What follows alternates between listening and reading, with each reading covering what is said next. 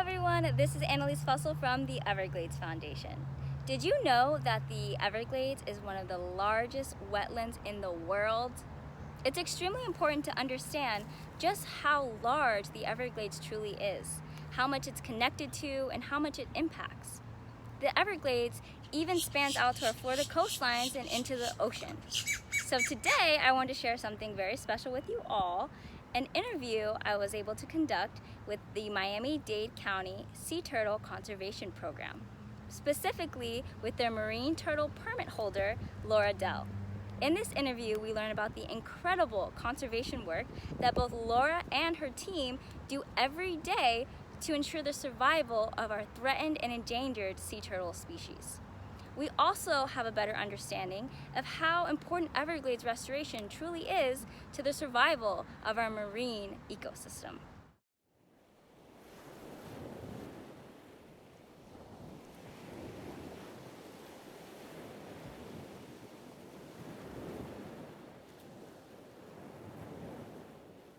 Hi, my name is Dell, and I'm the Program Manager and the Marine Turtle Permit Holder for Miami-Dade County Sea Turtle Conservation Program.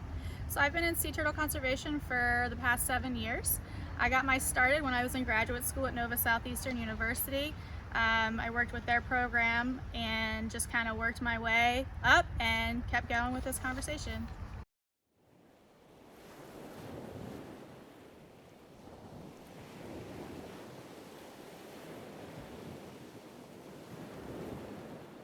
So the Miami-Dade County program started in the 1980s. A county employee actually found hatchlings crawling onto the road, so A1A out here.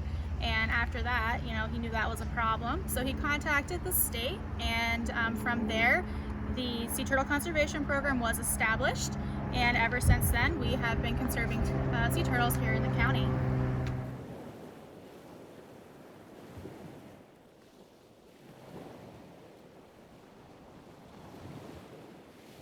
So there are 7 species of sea turtles worldwide. Here in Florida, you will find 5 species swimming around offshore. However, only 3 species are consistently recorded to nest on Florida beaches.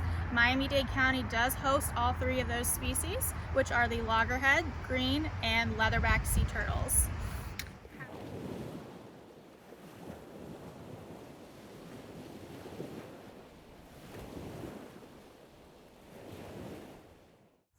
So while the program has undergone a lot of changes since the 1980s when it was first initiated, today's program, we mark off every single nest, every single false crawl gets recorded as well. So if you're out on the beaches, you'll see these wooden stakes with like a pink flagging tape perimeter around that helps protect every single nest. We monitor that nest throughout its incubation period, and then once it hatches, we make sure all those hatchlings make it back out to the sea. If they don't, then we give them a little assistance if needed. And then we also collect valuable information and data from that hatch. We do what is called an excavation of that, and we can get nesting success and hatch success rates.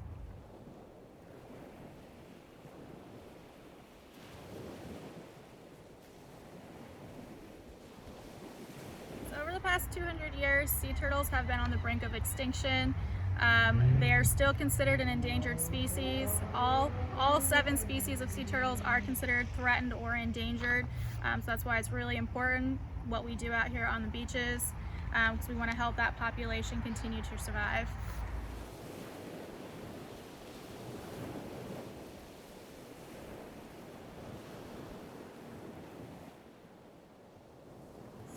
Sea turtles are important to our ecosystems because they are what we call a keystone species.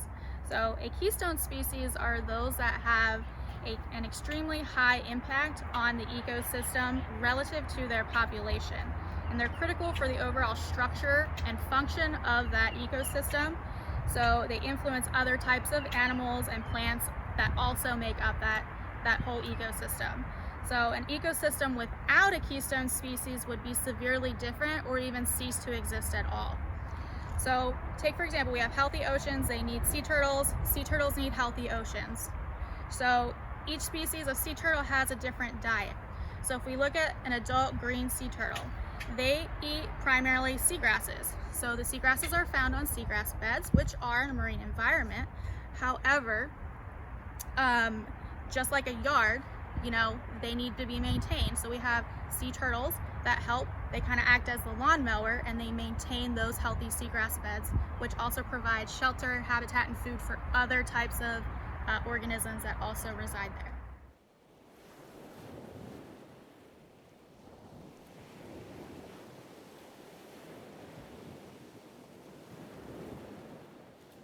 So, well, seagrass beds, while they are in a marine environment, they also rely heavily on a flux of fresh water flow, which comes from our Everglades. So with all of the coastal development that we have going on in this area, we're having a lack of that freshwater flow coming out, and it's causing our seagrass beds and even our mangrove systems to entirely collapse.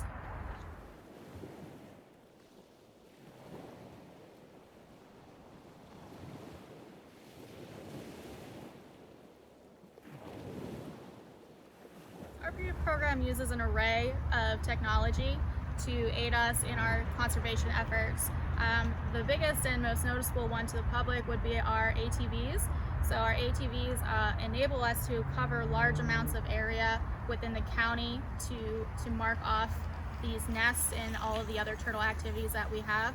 We also use GPS and GIS very frequently.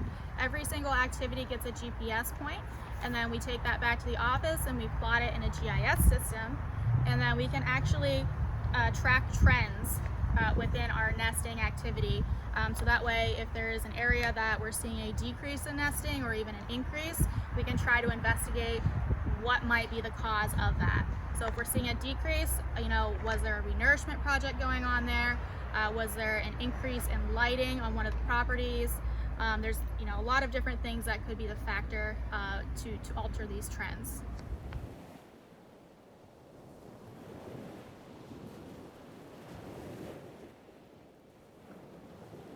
If you're on the beach, keep it clean.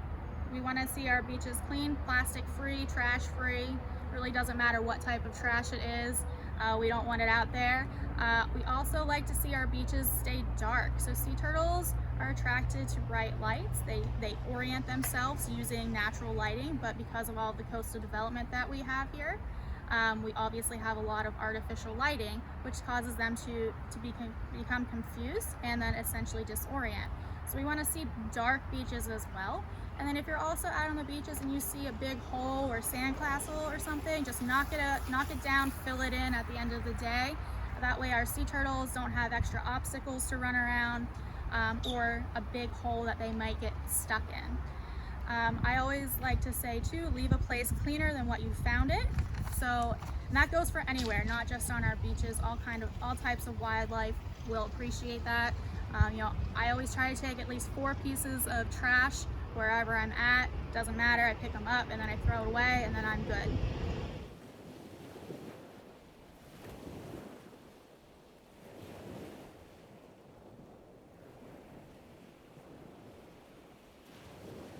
So I have my master's degree in marine biology. Any type of wildlife conservation career is probably going to require some type of a degree. It might not be a graduate degree, but just a bachelor's degree. It really depends on how specific your wildlife career is going to be. The biggest recommendation I can say is don't give up, be persistent, and just keep chugging along, because you'll get there.